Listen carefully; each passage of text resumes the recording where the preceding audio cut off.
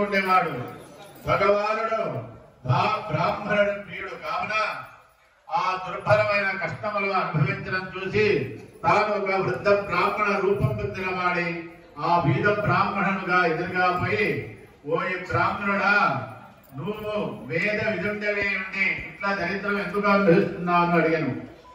అందుకు, ఓ ప్రభు, నేను మిక్కిలి దరిద్రుడిని, భిక్షాటన చేస్తూ జీవిస్తున్నాను, చాలా కష్టపడుతున్నాను, నా దరిద్రము పౌరులకు ఏదైనా ఉపాయం అనుగ్రహించండి అని ఆ బ్రాహ్మణుని అడిగాను.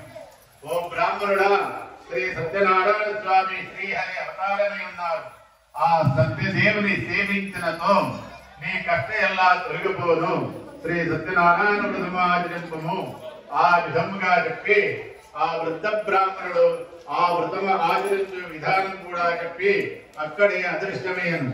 అది విని బ్రాహ్మణుడు ఆ వృద్ధ బ్రాహ్మణుడు చెప్పిన సత్యనారాయణ వ్రతము రేపు చేస్తాననే మనసులో సంకల్పించుకున్న వాడే ఆ రాత్రి ఉత్సాహం వలన నిద్ర కూడా పోకుండా ఎట్లనో కాలం గడిపి మరునాడు ప్రాతకాలమున లేచి నిత్య కృత్యములో నెరవేర్చుకున్న వాడి ఆ రోజు తప్పక సత్యనారాయణ వ్రతం చేస్తాననే మనసులో మరలా సంకల్పించుకొని భిక్షాటనకు బయలుదేరి వెళ్ళాను.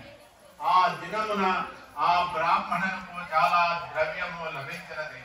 దానితో అతడు బ్రాహ్మణులను బంధువులను పిలుచుకొని భక్తి శ్రద్ధలతో సత్యనారాయణ వ్రతము ఆచరించను.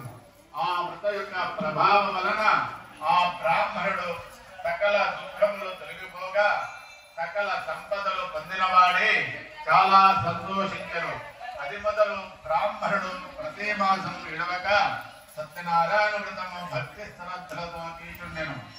ఈ విధముగా ప్రతి మాసం సత్యనారాయణ వ్రతం చేయటం వలన బ్రాహ్మణుడు మహదీశ్వరుడే కాక